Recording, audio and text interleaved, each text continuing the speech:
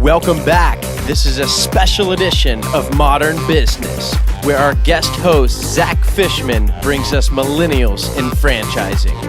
Our community is about sharing knowledge and tools that help us achieve our goals in business and beyond.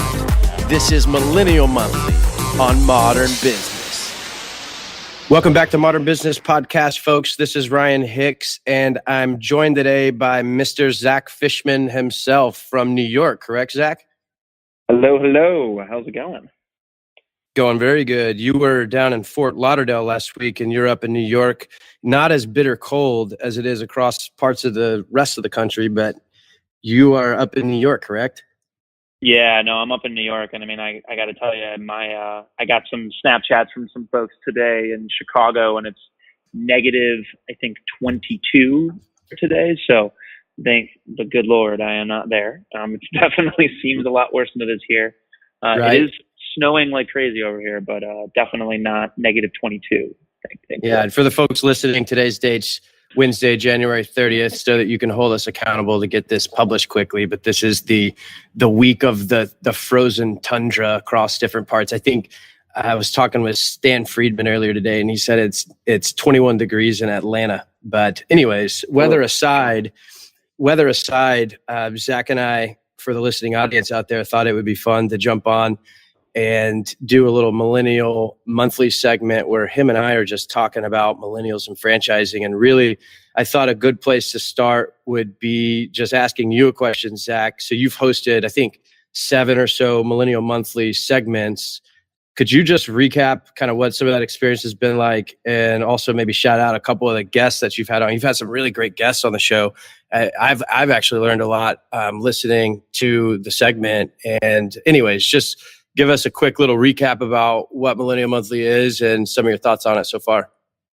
Absolutely. Well, I think that in its inception, we kind of found that there wasn't really, there was a lot in the franchise space of, we have the baby boomers and the Gen Xers talking at you about our generation as if they are living in it. And I think that if that's one thing, and if there's one thing I know that millennials hate, it's definitely being talked at for long periods of time where they have to pay attention. So, I think that you and I kind of decided that, why don't we actually tell them how we feel? There aren't a lot of millennials in the franchise space that are considered to even be remotely close to thought leaders. I like to think that you and I might be in that conversation. I don't know for sure, but maybe we can just assume that you and I are under that. At least self-proclaimed. Yeah, at least self-proclaimed. But, I think that, I think that was kind of the reason why we started it. And you and I were kind of talking about, how many people do we know that can be on this thing? And right off the bat, I rattled off 7 or 8 people that I thought of. Yep. And those are the people that are on. I mean, people like Carmelo Marsala and David Blue and Jami Stigliano, Brooke Gagliano, who's actually participating in Next Gen at IFA this coming month. We wanted to celebrate the people that have all either won Next Gen, because most of my guests have either been on it or have won it, either in Canada or the US. And in addition to that, we really wanted to also, we also wanted to kind of give people a little bit more info on some brands that they may not have heard of before that were being run by people that were under the age of 40. I think that was kind of the cool thing about it and really how it started. And I think that it's really taken off a lot so far. And I actually had the opportunity of running a session in Philadelphia at Springboard for millennials and franchising, kind of focusing. And I've done that for about 2 years now and had a lot of really awesome guests. And it's really taken off. And obviously happy that you've given me the opportunity. But hopefully, as time goes on, we won't be self-proclaimed anymore, and people will kind of start to listen to us a little bit. I think that I was a little bit bummed out that I saw at IFA that we have a lot of Gen Xers and baby boomers talking to us again about millennials and franchising when they aren't millennials themselves. And I hope that, people will tune in and kind of listen to us and hear what we have to say about it too.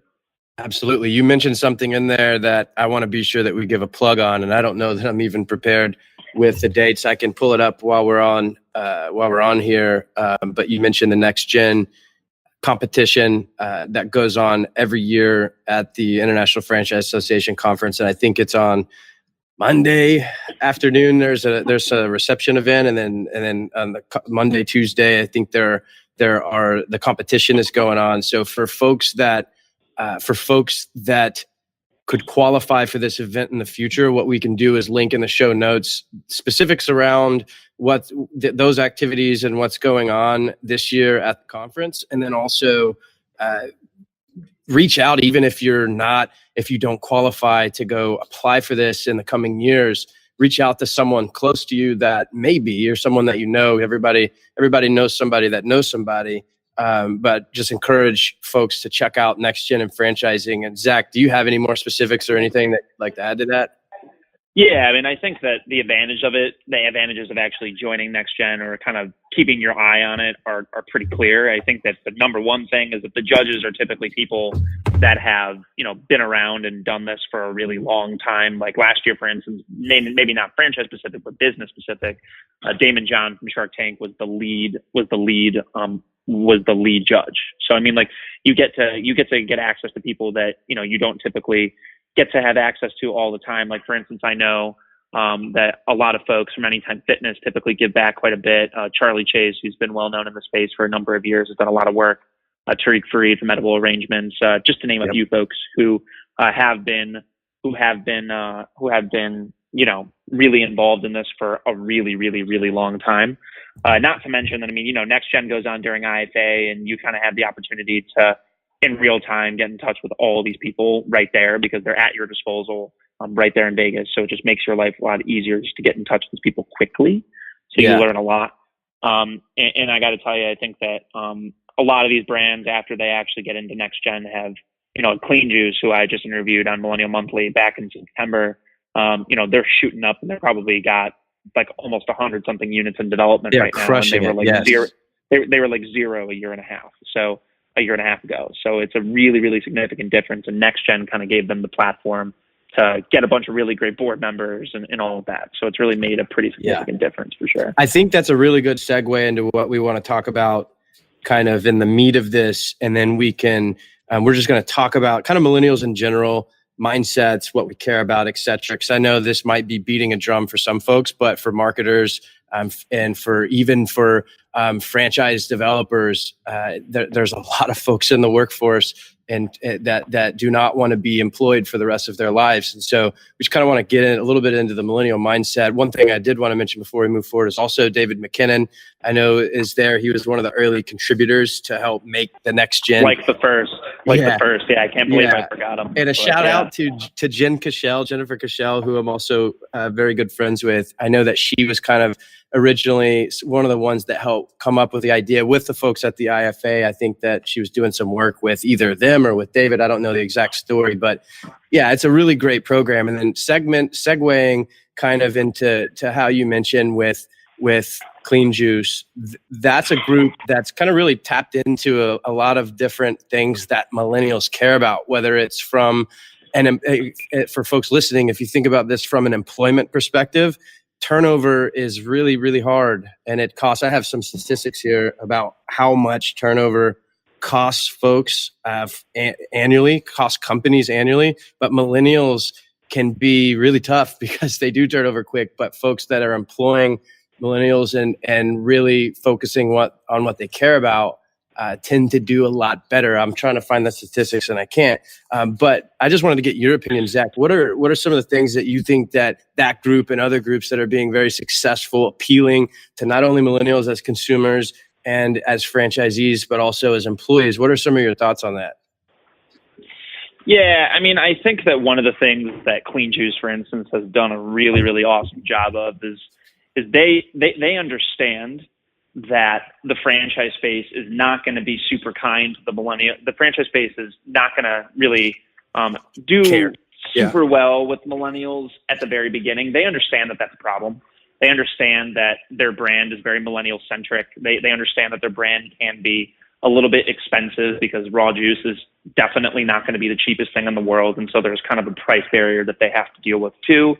But what they also understand is that they know that they're not being typical millennials, and I'll admit that I do this all the time, in that it just has to be catered to their generation. They're doing a really, really awesome job of doing cross-marketing across all different types of generations. They've done a lot of, I mean, one of the biggest things that millennials do super well is data-driven decisions. And I mean, like we can talk all the time about how and why our folks that are a little bit older prioritize this, but that really didn't get, in my mind, really become a huge thing until millennials made it that way. And I think that what they've done is they've done a lot of data research on to really figure out what each type of age group wants. And I think that that's something that is really going to evolve the way that, especially food and retail to start, but obviously it's going to trickle down to a lot of other parts of the space. It's really going to make things significantly different when you're doing a lot more targeted data analytics to really figure out what people want and need. I think that that's really going to make a lot of difference. And that may even make a difference on the supplier side too, right? I mean, like there's Fran Data who does that right now, and there's a couple other smaller shops that do that too. But you know, you just never know like how different that side of things will evolve too. So there's really a lot of moving parts when it comes to how people are marketing themselves on the consumer side. On the Fran Dev side, Clean Juice is an awesome example of how to do it the right way, because clearly something's going right over there. Shout out to Landon and the team, how they're doing everything over there for certain. But you know, there's a lot of other brands that are doing some really awesome work, not even necessarily in the food space. I mean, like I know Ben Davis, who's a really good friend of yours and mine, is doing some awesome work for the Gents Place, and is kind of doing something super similar. And I think that it's made like a pretty significant difference in really what he's been able to accomplish for sure. I'll riff on that because that highlights a really good point specifically for that brand, and for the folks that might have missed that, for the Gents Place. One of the things that they do really, really well, like if you look at millennials, people want to break down things in many different ways. But at its core, the way that I see it and the way that I see technology, as Zach, you and I are technology guys in the sense of we're on the supplier side of the business, and we give tools to franchise organizations to make their life easier, et cetera. But it's really experience over product, experience included in the service. And one of the things, for example, with the Gents Place that I've noticed, the Gents Place is a high-end men's grooming club, kind of like just a higher end barbershop. Think barbershop meets country club. And one of the things that they do is they make you feel, they're really selling a feeling. And when you walk into the place from beginning to end, you feel almost not necessarily regal, but valued. And whenever you book an appointment, you literally pull your phone out and you text.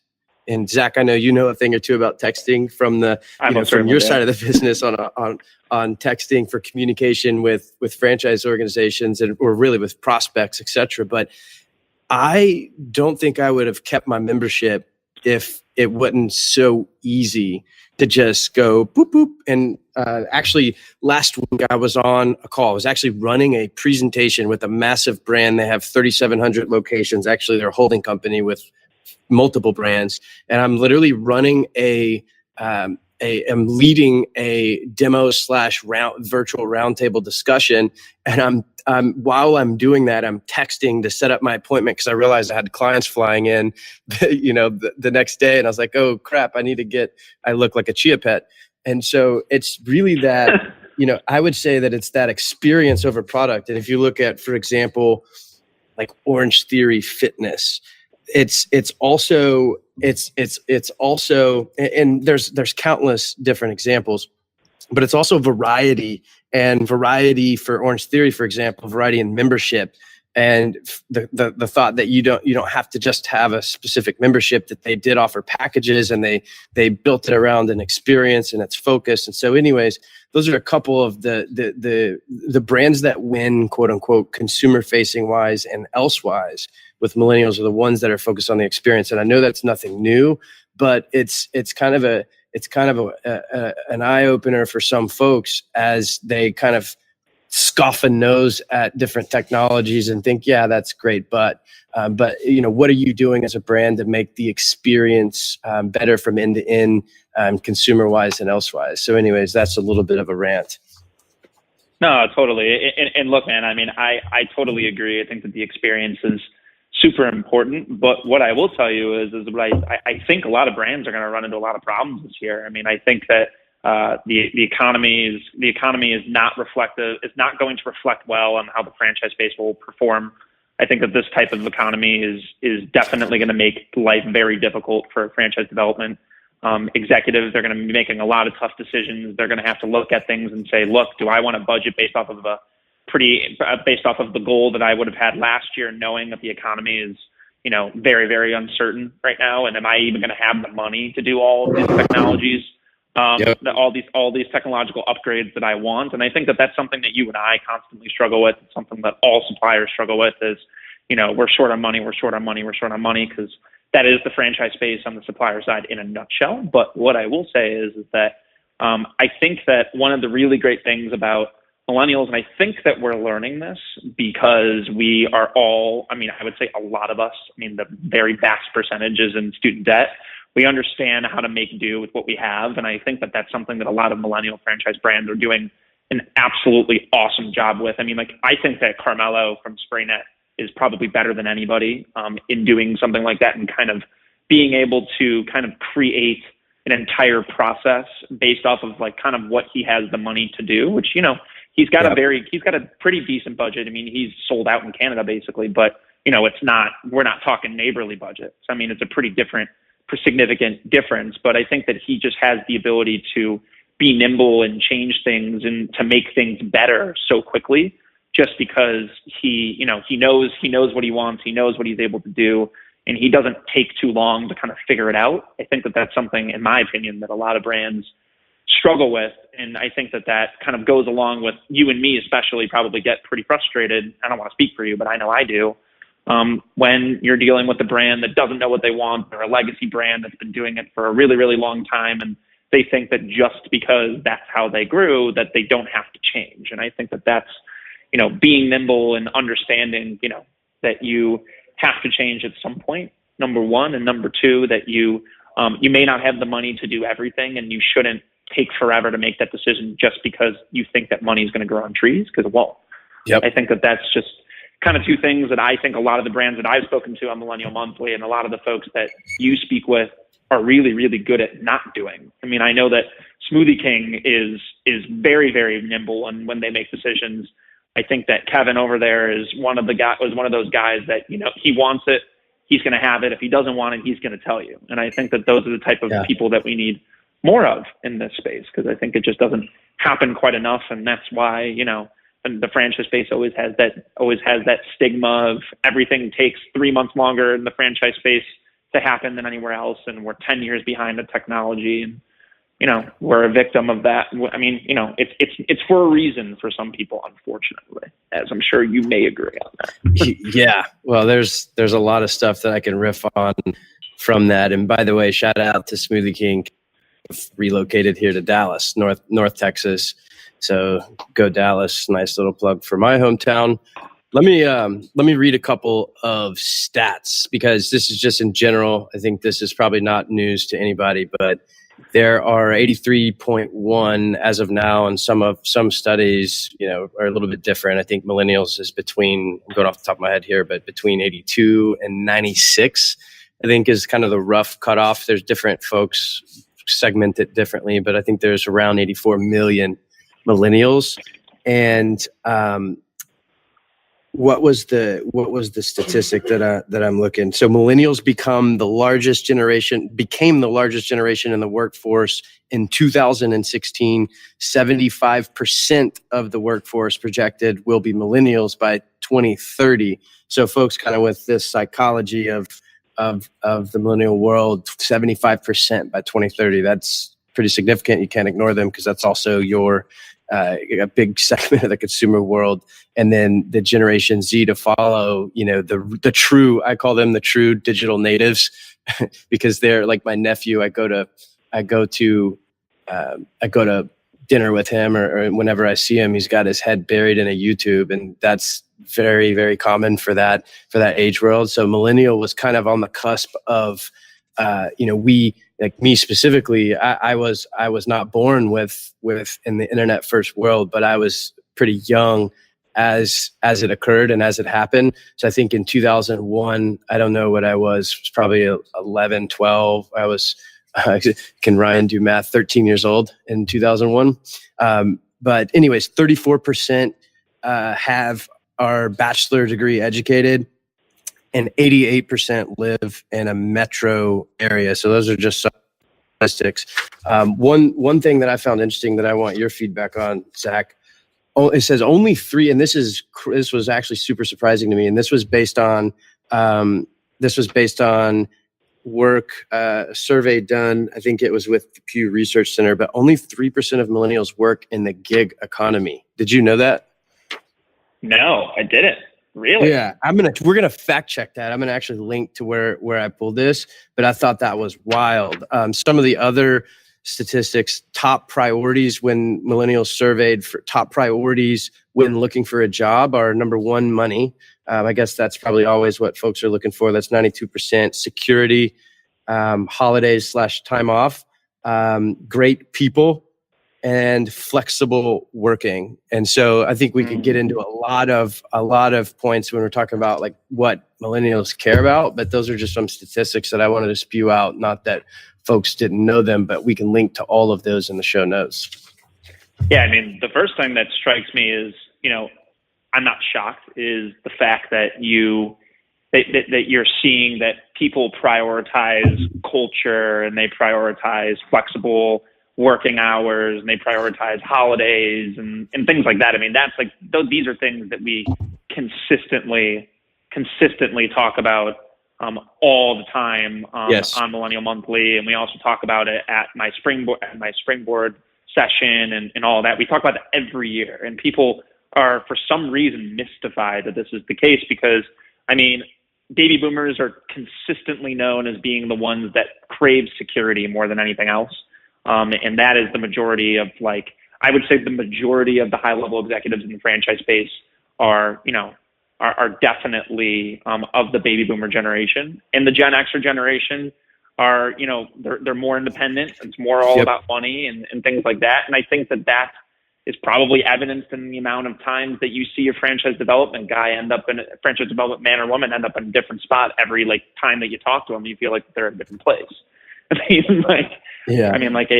happens all the time. And I think it's just, they want to do things for themselves and they're never satisfied. And I think that being hungry is great. But the thing that was shocking to me, and I think that that's probably where a lot of the gig economy lies in my mind, is probably in that Gen X generation, because they are constantly moving. They're kind of the nomadic generation in terms of the way that they operate from a business perspective. And so it doesn't really shock me but I mean, again, like, millennials we're all so in debt from college, on a percentage basis, that money is the number one thing because we need to get out of that damn hole, man. I mean, like, that's kind of the whole deal. And I think that that's probably why the gig economy isn't that kind to us, because we need to have some kind of security in place that's in some way, just so we can actually make that money back. And I think that Gen Xers don't necessarily have to deal with that. So I think, or holistically speaking, not as much, I would say. It's true. And by the way, the study that I found that from, Manpower Group research on millennials and careers, and it was a conclusion from a millennial mindset around careers is emerging, yada, yada, millennial careers, and then 2020 vision. I'll link to it. And I'm actually going to call bluff on one of those things that I read, because I think I listed out security as one of the top, and that could be true in some different ways, but we'll link to all of that. When you make things meaningful, and this is obviously a gross generalization, but when you make things meaningful, people don't realize that millennials are actually one of the most loyal segments in the world. But whenever things are meaningful and whenever you speak to them in the correct way, it really opens up a lot of opportunity. Totally. Yeah, no, I mean, I think that's pretty interesting. I mean, like, I know for sure. I mean, like, I'm happy to plug my company right now. I mean, like, the holding company, when I found these guys, like, I never have met anybody here that has never not liked what they did, that was ever pessimistic about what they did here. They've always loved working for Metric and working for Franchise Help and Fran Funnel and Oak Scale and the digital marketing agency here, Metric Digital. They've always loved all of that. And I think that that was really important to me. I never really thought it would be, but I mean, it's always been, it's definitely important to me to, like, I mean, and I think that the fact remains, and the fact is the exact same for, like, a brand. Like, it's so important when you're recruiting them on the consumer side or on the brand dev side to like make them feel like that they're a part of something, but not be inauthentic about it. I think that authenticity, especially in our generation, as you kind of alluded to, is so important. And Agreed. we know you're full of shit. And I think that that's kind of like the big thing that a lot of brands, especially in the franchise space, are really, really struggling with. And I think that they could really take a lot of notes from the e-commerce side of things, because those are the brands that, you know, you sent over to me, Business Insider's like top 100 brands that millennials identify with. And literally almost all of them were e-commerce brands. And that's definitely not on accident.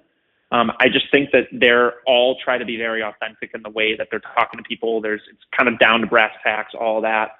Like things like, for instance, like something that a franchise brand can do that they may not be doing that is viewed as pretty shady in my mind is not having an item 19 and making that decision to say, hey, I'm not going to show you how my average franchisees perform because I don't want you to know the answer to that. And that's okay.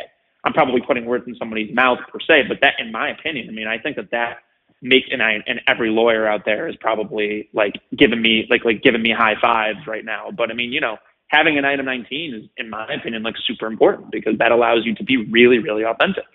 And I think that kind of hiding that from people, I wouldn't buy a brand that I wouldn't buy into a brand if they didn't have an item 19. Absolutely I don't know not. if you would. No, absolutely not. And there are brands out there, like people that I absolutely respect more than anything in the world that have made that decision to not do that. And they changed their mind later and admitted that it was a huge problem for them because they were losing out to competitors because they had an item 19, which is such a simple thing. Like, you're not even doing it, your lawyer is. So it's really not that big of a deal. You may be paying for it, but it's worth it. So, I mean, like, just things like that, authenticity in my mind has to be something that the franchise space has to get a little bit better at, in my mind. I think that the item 19 is definitely the first place that you go. I think that in terms of legal side, but, you know, marketing and how you market yourself on both the fran dev and the marketing side is going to be, that's going to be really important for our generation because we don't want any bullshit. We just kind of want it straight up. Like tell me what the deal is and what we want, because I think that we deal with enough of that when we're texting people back and forth and we don't talk on the phone anymore. So, you know, at least when we're making big purchasing decisions, we at least like to know what we're getting into pretty quickly, I suppose. Agreed. Who else do you see, or brands that you see doing really well, quote unquote, in this world? And what are your thoughts on some other brands that you think are really drilling it? You know, I think that when it comes to the authenticity side of things and really understanding the data behind what makes each different vertical, what makes each different type of person tick because of this and that, I think that we're automatically going to gravitate towards, you know, the fitness brands and the brands that are dealing with the more kind of hip food and things like that. And that's number one, because they're franchise. The royalties are higher per unit. Yep. And because their typical customer, it doesn't have to be a homeowner. I mean, I feel like there's so many home service brands. There are so many automotive brands. It requires you to already possess something. So you have to own a home. You have to own a car. As you kind of said all those stats about people living in cities and renting instead of buying and all that. These are all things that I know just based off of my friends. I mean, I own one friend. I have one friend who owns a house right now. That's it. So it's not like, and it may be different for you because you're a couple years older than me, but I'm a 25-year-old guy. I know one friend that has a house. That's it. So, I mean, like, I don't think that automatically knocks out them even giving a crap about any of those brands. And then I have a lot of friends that don't own a car. I don't own one. So, I mean, as much as I love a lot of the folks in the automotive space, I don't care about that. I more care, like, I want to be healthy through exercise. I want to be healthy through food. How do I do that? And, you know, like, do I have a dog? Like, things like that, like things that I care more about maybe. And I think that those brands are just more nimble in that regard because they kind of have to be. I mean, like, they're more exposed to the masses and they just have more money to work with because it's more expensive to open them up. And I mean, like, you know, like Exponential has all these brands like Cycle Bar and like Club Pilates and all that are boutique fitness that are absolutely kicking ass and blowing up on both sides of the boat just because they understand how to do things the right way, because they're, I mean, you know, number one, they're owned by private equity, so they have the money to be able to do all of these things the right way. Number one, that doesn't hurt. But, you know, I think at the end of the day, like, being able to be nimble in making decisions quickly because they have the money to do so, in addition to the fact that they are marketing to not only millennials, but Gen Xers and baby boomers all differently, all with very well thought out approaches, I think gives them the upper hand over a lot of these smaller boutique brands that you're consistently seeing. You're just like, oh no, do we need another one? How are they gonna go up against Exponential and, you know, Anytime Fitness and Orange Theory and all of those? Like, how are they going to perform against those Planet Fitnesses and all those of the world that you have to run into if they don't have the money to do it? It may be even too late. Like, I don't know. Tough to compete. There, you know, I see kind of locally, actually here in Dallas, historically, it's a really good place. I don't know all the reasons why, but it's a really good place for a lot of these kind of boutique studio fitness type places. And I mean, some of these, like, even thinking of these little yoga places, and they might not be, they're not franchised, they can be massively successful because they have huge followings. I mean, classes just booked out, but it's tough to go replicate that as you grow and scale and go compete with the folks that you just mentioned. But yeah, that's definitely an interesting space. One of the groups that I think has done I don't know, they're just, and this is in the food world. Like, if you were to look at a food type brand, and I guess this is more catering to the consumer world, but if you think of like a Mod Pizza, where you can come in and it's customizable and it just really feels good. I think they've done a good job. I don't really know much about the brand, but that they just kind of come to mind, like in the food type space. There's a lot that we could riff on.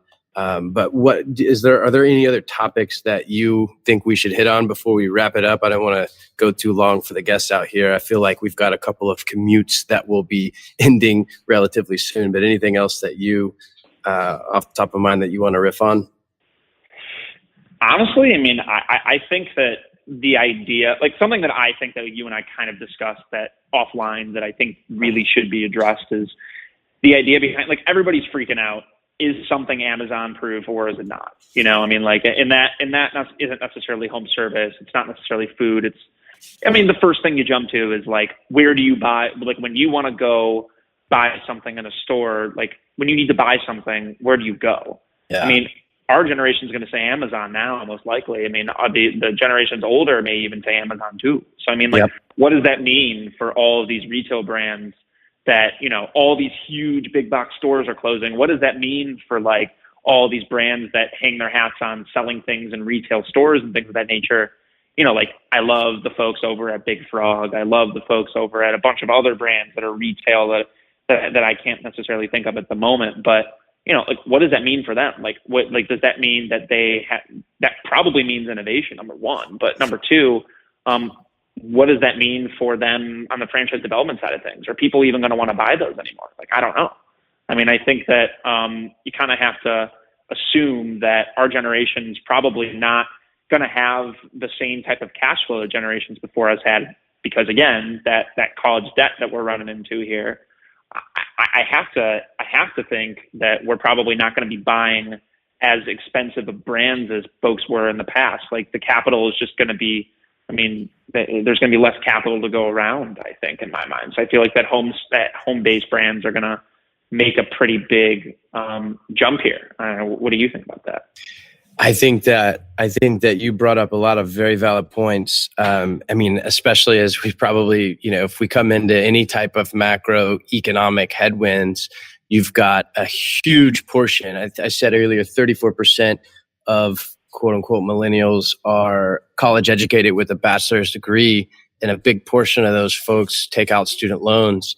And, you know, in a lot of ways, it's one of the drivers of people making, you know, decisions. Folks are settling down way later, not getting married until way later. There's a lot of reasons for that, but and then the purchases from a home perspective, I think the home purchases are coming, and they're just coming a lot later there's obviously renting is a very, very big thing. I live in a high rise, and I don't want to. Me owning a home just makes me want to vomit when I think about it, because I'd rather just have everything taken care of. But I will eventually. So I've heard some very smart folks. Actually, one of the gentlemen was one of the main speakers over at Springboard, and I've heard a lot of really smart people say, I would not want to be in the home services franchise business whenever Amazon decides that it wants to come in and really start owning that. That was Dan Monahan. Yeah, yeah, it was. I don't know if he said that on stage. I think I was in a breakaway doing a podcast whenever he was speaking. But the flip side to that is really, what you're doing, for example, if you're doing business with the Neighborly brands or with a lot of the other folks, is you're getting a certified home professional and yada, yada, yada. And if you've got a vast majority of people that have delayed getting married, they've delayed purchasing a home, well, you've got to think that there's a lot of people coming through that will make those purchases, right? And so there's a lot of different ways to look at it. But really it boils down to it's the brands that are authentic. It's the brands that are trustworthy. There's a massive, especially like my world is in social media and social technology, and one of the main things is especially in the world of quote unquote fake news and all this and that, a lot of folks have lost trust, and it's really important to be able to do business with a brand that you trust what they do, and you trust what they say, and you trust the experience that they deliver. So anyways, I think that home services, there's a lot of opportunities because of the barriers to getting into that business from a franchise perspective aren't as high as it is with a brick and mortar retail business, which is changing, as you mentioned, or a food service business. So are there any other segments of franchising that you think are interesting or that you've got your eye on? And again, like you talking just kind of made me think about it. Like I feel like there's probably like 3 or 4 folks that do this really, really well in the franchise space right now. But I mean, how about the fact that like funding like for 401k rollovers and SBA loans, like how much is that going to blow up in the next couple of years? Just because you're right. Because people, I mean, number one, our generation is really, really about taking loans from people, obviously, as we've discussed. But I mean, again, like I have to think that that's going to be such a paramount, such an amazingly important thing in terms of the buying process for brands as time goes on, as we see people have less and less liquid cap. I think that that's going to be so important to be able to have, and that is going to make those fitness brands and those food brands more accessible when you have things like that, But I think that the reason why I thought the home services space made sense was simply because it's the cheapest. It's the lowest barrier to entry. Yeah. I mean, the margins are typically the lowest, and it's typically not as large of an operation. So you're literally buying a job. So there is a lot of security with it too. And that was kind of the reason why they all blew up so fast, because baby boomers wanted security, as we kind of discussed. But I think that the space, in my mind, that's going to probably do and continue to do super well, in my opinion, is the pet space. I think that the pet space is starting to get a lot bigger. I think that there's a couple brands in the pet space, like ones that come to mind are like Pet Supplies Plus, Camp Bow Wow, and Dogtopia, just to name a few, that do things really, really, really, really well. But I got to tell you, I think that the pet space is going to blow the hell up. It's going to be like boutique fitness, like 2.0 in my mind. Food will always have its fads, but I feel like that it's going to become more and more common as people get married later, that they're likely going to get a pet because they don't have a companion. And so I think that that's just kind of it's a little bit of a jump, but it's not, I don't think, the craziest jump.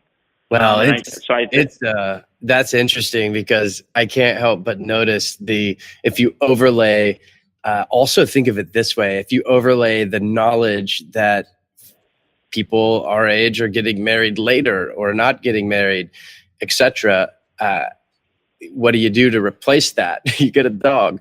And so I think there's a lot of reasons for the explosion in the popularity of pets. I have a number of really amazing pets. Some of the folks that you mentioned are clients of ours, and their business is doing very, very well. And I think there's a lot of reasons for that. But if you think about it, dogs and cats and all different types of pets. You treat them like family. And I know at least in my household growing up, it's devastating if you have to take your dog to the vet and then you learn that you've got to, spend some money to help the dog along. Well, guess what? You're going to go do that. And anyways, that's definitely a really fast growing world. Some of the other folks I met the folks, we can list a ton of brands, but yeah, I agree with you. I like that space a lot. No, I do too. I mean, look, if I were to buy into a space, that's what I do. I mean, and they're always very educated buyers. I've heard birdies chirping on one of the big pet retail brands is actually about to do a spin out and do some franchising.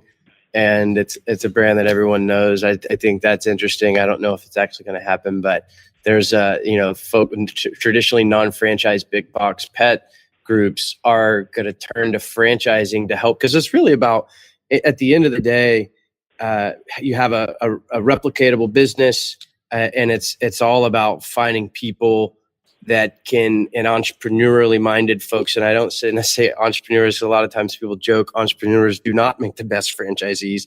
You really need the operational minded folks that can follow processes. That's why vets do really well in franchising.